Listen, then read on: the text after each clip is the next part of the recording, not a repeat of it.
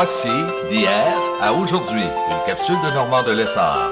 Normand nous présente des personnes ou des événements qui sont venus marquer notre passé en Beauce. Sur ce, bon visionnement.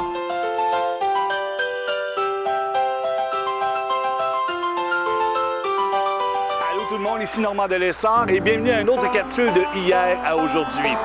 Je suis présentement entre Notre-Dame-des-Pins et Beauceville.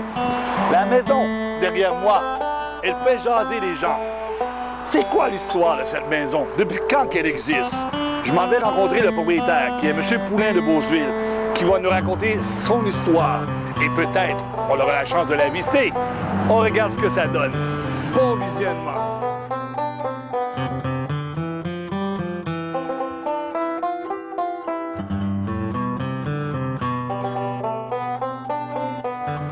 Monsieur Poulain, bonjour, comment ça va? Ça va bien, M. Lessard. Monsieur Poulain, vous êtes propriétaire de la maison ici depuis combien de temps? Depuis 23 ans. OK. Excuse, 28 ans. 28 ans. Et vous, vous êtes de Beauceville? Oui, je suis justement un gars de la Punaise. La Punaise. Pourquoi la Punaise? On entend souvent ce nom. C'est le nom de la maison, c'est le nom du quartier? C'est le nom du canton. Le canton. Le canton de la Punaise. Ils ont appelé ça la Punaise parce qu'au tout début, là, quand ils ont découvert des mines d'or à Saint-Simon, Saint-Simon n'existait pas. OK. Puis Notre-Dame-des-Pins non plus. C'était la Punaise qui était le quartier général, autrement dit, le faubourg. Ils appelaient ça le faubourg de la Punaise. Il y avait un bureau de poste, il y avait forgeron, un hôtel. Il y avait toutes sortes de services qu'on trouve dans un petit village. OK. Exact. Cette maison qu'on voit derrière nous, qu'on va justement tout à l'heure faire un tour de cette maison, elle a été construite en quelle année? Excuse. 1878. Vous n'étiez pas là, vous? Non. C'était dans les limbes. Et est-ce que vous savez c'était qui le propriétaire à l'époque? Oui, j'ai même la photo à l'intérieur. On va regarder ça. Et le nom du propriétaire était? Monsieur Olivier Veilleux.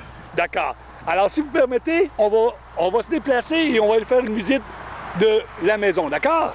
Parce que avant cette maison-là, l'ancienne maison était construite l'autre bord du chemin de fer, puis à tous les printemps, ça faisait inonder par la déborde. Ah! Ça fait qu'à force de se faire inonder... Ils l'ont déplacé? Non, ils ont reconstruit une nouvelle. Une nouvelle? C'est celle qu'ils ont construite en 1878. On va aller voir l'ancien terrain. Ouais, le chemin de fer ici servait au transport des marchandises, des voyageurs, les bûcherons qui allaient travailler pour Édouard Lacroix, justement au lac Frontière, les draveurs, le printemps. Il y avait beaucoup d'actions. Et la maison était construite non loin du chemin de fer, comme vous disiez tout à l'heure. La première maison, là, avant qu'ils bâtissent celle-là, était située tout près du chemin de fer. Autrement dit, c'était comme ici. Il faudrait mettre le décor un peu plus beau, là, parce que là-bas, on ne voit rien. OK. Donc, il y avait plusieurs inondations à chaque printemps. Ah, à chaque printemps, la rivière monte ici, puis c'est rare, sont les fois que ça ne monte pas jusqu'au chemin de fer, là, les glaces. Malgré que depuis le barrage qu'il y a à Saint-Georges, on a eu une bonne amélioration. Alors donc, ils ont pris la maison en 1880.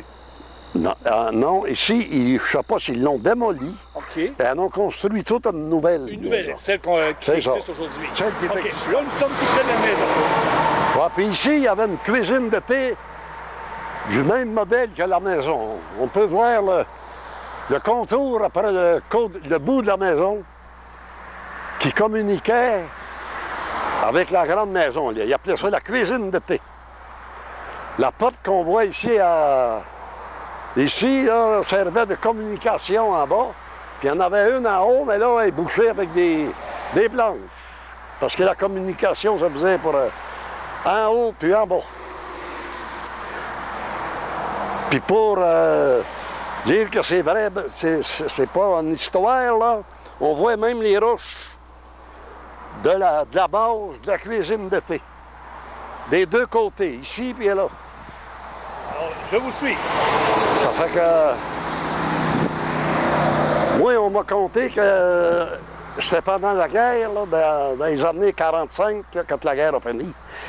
Comme de raison qu'il n'y avait pas d'argent en abondance. Puis c'est des gens qui ne travaillaient pas à l'extérieur. Ils vivaient seulement de la terre. Et puis la couverture s'était mise à prendre jour.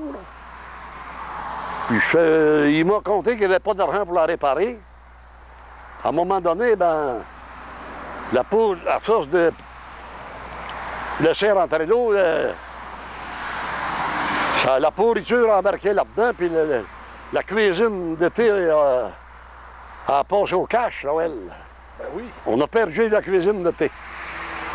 Par contre, j'ai vu une photo du temps qu'elle existait, c'était vraiment joli. Elle avait la même forme que la maison, avec une galerie avant. Il y avait un petit perron en arrière.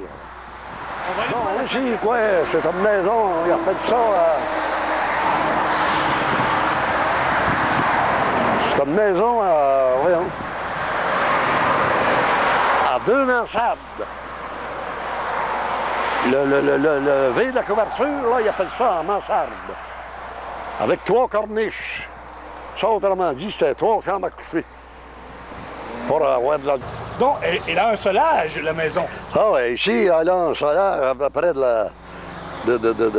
la base du solage doit avoir minimum 3 pieds. Ils appellent ça un solage d'église, fait avec de la roche puis du mortier. Puis on peut marcher à une profondeur environ de 5 pieds et demi, 5 pieds 7. Là. Alors, je veux toujours finir ça ici, ça, on n'est pas obligé de le compter. Comme faire un entrée de cave potable. Elle n'a jamais été entretenue pour une maison de 100... On va dire qu'elle a 135 ans. C'est vraiment bon, là, une maison de 135 ans qui n'a pas été entretenue, qui est encore dans cet état. Elle est encore droite. Elle est encore bien droite parce qu'elle a été construite sur un bon terrain. Un terrain sablonneux. Parce qu'il a voulu creuser à un moment donné, je pensais que c'était de la terre. Mais non, c'était rien que de la belle gravelle, ça fait que j'ai arrêté tout ça. Quelqu'un m'a dit dans les vieux, là, ils ont dit que probablement que le cours d'eau de la rivière Chaudière devait passer ici. C'est pour la raison qu'il y a tant de gravelle dans le sous-sol. C'est pas de la gravelle qui a été apportée, c'est de la gravelle qui était là, c'était existant. Et question de même, je plains. Qu'est-ce qui fait que vous avez acheté cette maison-là et pourquoi vous? Ben, on va dire qu'on était des amis avec le vieux garçon, puis en plus qu'on est la terre voisine. OK. D'où que j'ai été élevé. Alors donc, vous avez eu la chance d'avoir... Oui, bon, on était familier un peu avec le monsieur Veilleux, là. Gérald, qui se trouvait, pour ceux qui ont connu le notaire Quérion, c'était un frère du notaire Quérion, puis de madame Rolande Fontaine, qui a été comme 40 à 50 ans maître de poste à Beauceville. Okay. Il était une grande famille, mais les parents sont morts en étant jeunes, puis ont été placés dans des familles. Des mononcles, là, qui ont, la plupart, c'est des mononcles puis des matantes qui ont ramassé les enfants. Ben, nous voilà rendus dans la maison de la punaise. La maison dont on parle tant. C'est une maison qui est originale. Elle est telle que quand elle a été construite dans les années 1878. Elle n'a jamais eu de peinture. Du prélor avait du prélor, je l'ai levé. Les murs, il y avait de la tapisserie ou que les pièces. Puis j'ai enlevé la tapisserie, c'était noir comme on peut dire un tuyau de poêle. OK. J'ai lavé ça avec une laine d'acier puis de l'eau de javel. Puis ça a fait un très bel job. Est-ce que c'est le poêle d'origine ou c'est un poêle que vous avez acheté? C'est un poêle que j'ai acheté, mais qui daterait à peu près des années... L'année du poêle est de 1910. OK. Si tu veux le prendre, on te voit bien ici. Là. Ah, ben oui, vous avez raison. C'est un poêle que je me suis... C'était une petite dépense que je me suis permis. Parce que je le trouvais tellement beau, puis il convenait avec la maison. Il n'y avait à peu près pas de prix pour que je l'apporte, Ah, il est vraiment beau. que je l'achète. Ils appellent ça un grand feu.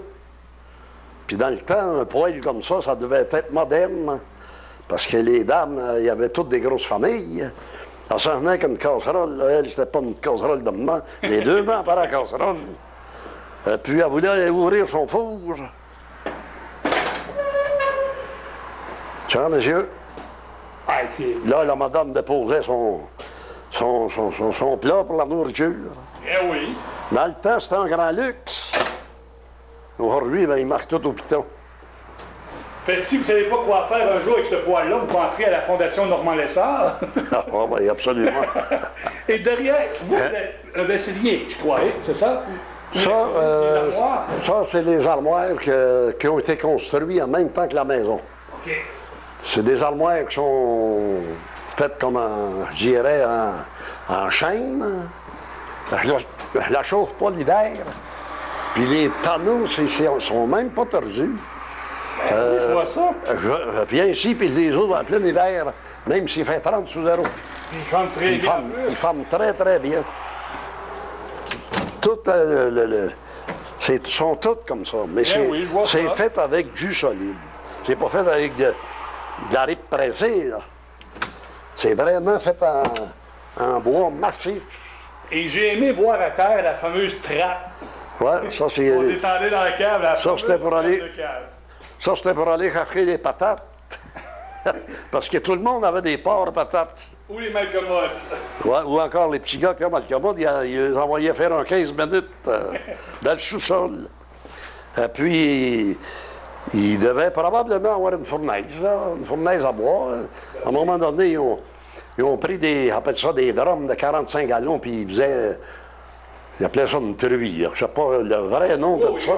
disons-le dans les vrais mots. Pour chauffer la maison. Oh!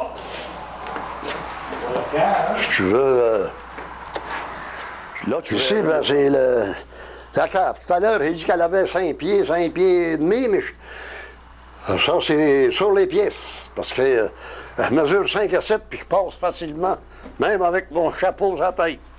On voit les poutres. À les portes, puis tu peux prendre une photo du solaire. J'appelle ça un solaire d'église, là. C'est vrai. Puis c'est ici que je voulais creuser, puis regarde, on le voit que ça ne dément pas, que c'est vraiment de la belle gravelle. Ça fait, je me suis découragé, j'ai dit, écoute, elle ne verrait pas ce stock-là, puis même le solaire avait envie de se mettre à travailler là, avec ces plans-là. Regarde la largeur, ça c'est la largeur du haut, parce qu'en bas, il est plus large. C'est vrai, on voit ça.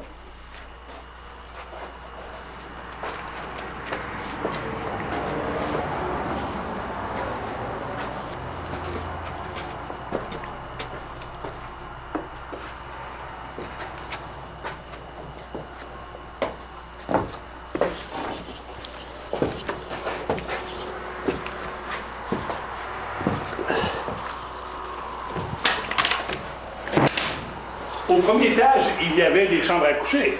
Oui, la chambre à coucher était ici. Là, elle est un peu embarrassée parce Donc, que... c'est sûr, vous en savez un peu comme entrepôt également, c'est normal. Oui.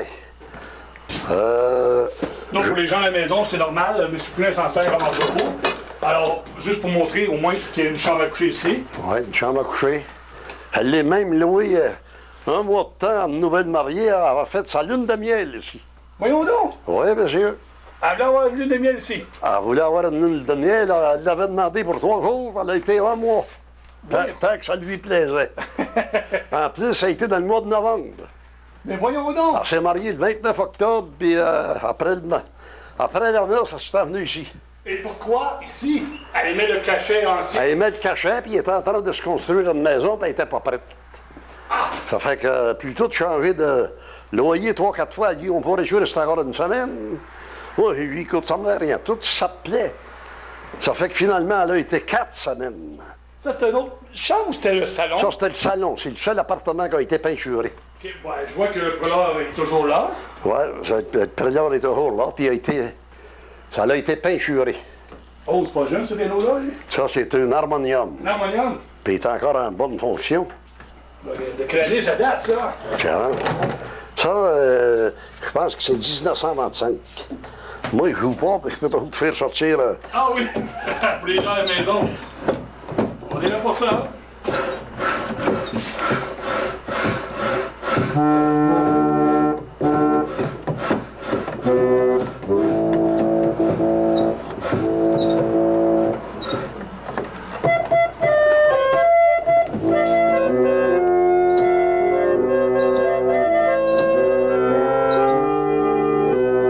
Au clair de la lune, mon ami Pierrot. Oh, j'ai des plans que je fais. Ah non, regarde, le cahier de chansons est en face, là. Ben oui! Tout à l'heure, vous disiez que vous avez des photos des propriétaires actuels. Ouais, c'est justement Les ça. personnes qui sont là? Olivier Veilleux puis Marie Doyon. Ça, c'est les ancêtres, c'est eux autres qui ont construit la maison. Est-ce qu'il y a encore des petits-enfants, eux autres, qui aujourd'hui? Dans la Beauce, en 2013? Ils ont des arrière petits-enfants. OK. Il en reste, arrête un peu, il en reste un. Il y en a un qui est mort dans le courant de l'hiver, là. OK. Donc, vous avez la porte Monsieur d'entrée en Fortier. avant ici. Oui, c'est la porte d'entrée, ça. Non, il n'y a pas de problème. Au moins, on voit, oui. Ah, puis tout fonctionne, là.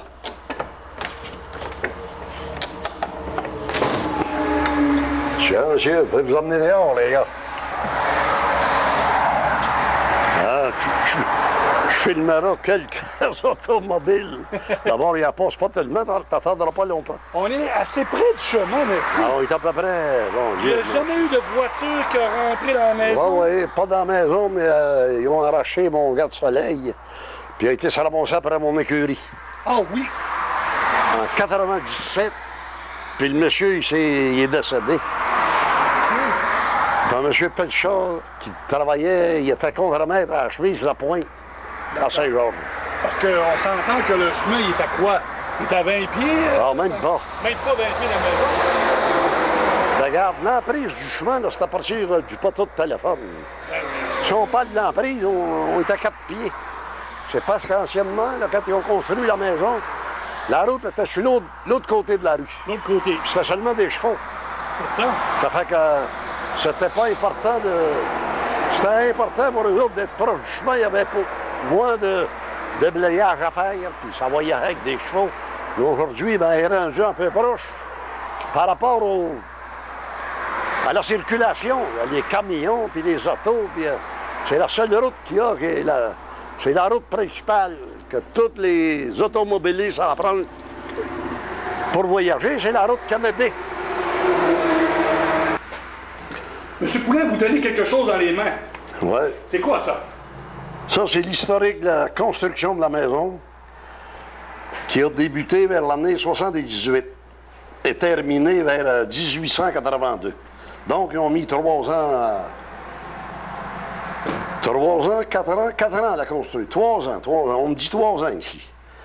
Pour la construire, tout le bois provenait de Saint-Victor. La structure de la maison est en épinette et la finition est en pan jaune. Tout ce bois était corroyé avec des bœufs. Il prenait 2 jours pour faire le voyage. En arrivant, on s'empressait de scier les billots à la main avec un galant d'or. Pour ceux qui connaissent qu'est-ce que c'est que la scie, le galant d'or, c'est un homme chaque bout. C'est un nommé Pierre Toulouse qui a fait la construction de la maison de M. Olivier Veilleux. Tout a été fait à la main, même les portes, les fenêtres. C'était presque un artiste. La famille Olivier Veilleux comptait 13 enfants. Au début, il n'avait pas d'eau courante. On allait chercher l'eau avec une chaudière dans le puits pour les besoins de la maison et pour les animaux. Le puits est situé juste en face de la maison, l'autre côté de la route. Les 4 pines de fer au-dessus du poêle servaient à faire sécher le bois durant la construction. Ça prenait environ 1 mois. Puis après la construction, ben, le séchoir à bois s'est mis à servir de séchoir à linge. Parce que l'hiver, il attendait le linge dehors. Ben oui, c'est bien pensé. Au lieu de sécher, ben, il gelait. Ça fait que là, il attendait ça sur le séchoir à bois. Au 2e étage, je vous laisse monter. Ouais. Ça, c'est l'escalier, c'est un escalier fermé. Ben oui, dans le temps, il fermait ça pour le chauffage également. Ouais, puis il chauffait seulement par le trou du poêle. Qui monte un peu à pic. Il fallait pas être trop en boisson pour se rendre en haut. Ici, en tout cas, s'il y avait 13 enfants, il y avait 4 chambres à coucher. Probablement qu'il y en couchait 3 ou 4 ici, puis ça devait être l'appartement la plus chaude, ça, parce que le tuyau du poêle passait ici.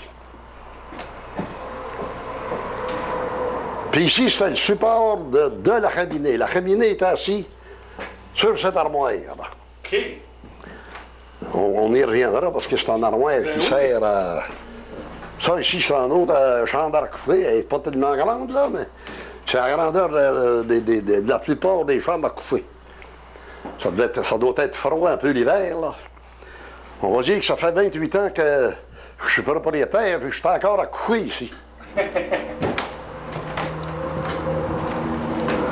Là, ben, coudonc, c'est quasiment des chambres à débarras. Oh, c'est pas jeune, ça.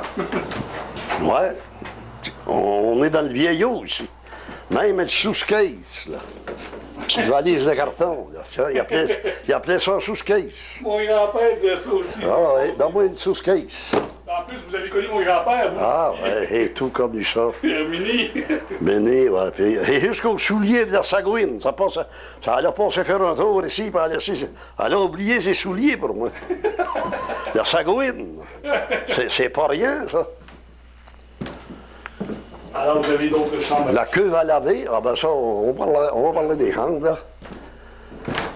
Ça, c'est une autre chambre à débarras, là. C'est toutes des chambres à débarras. Oui. Regardez-moi la tapisserie de l'époque. Ouais.